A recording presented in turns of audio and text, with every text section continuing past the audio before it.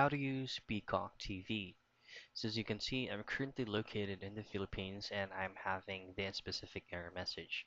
So as you can see, it is saying that for US customers only, and then your device must physically be located in the US to stream.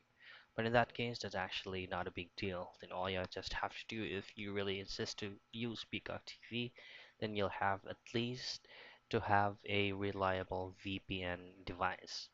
In that case, you just have to change it to a certain region in the US, then you should be able to use this.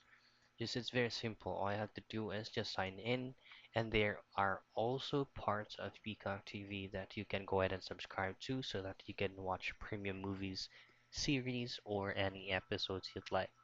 Peacock TV is also available for smart televisions, um, maxed.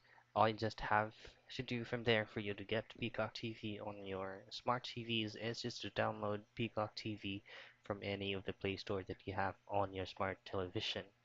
And that's it. That's how easy you can use Peacock TV.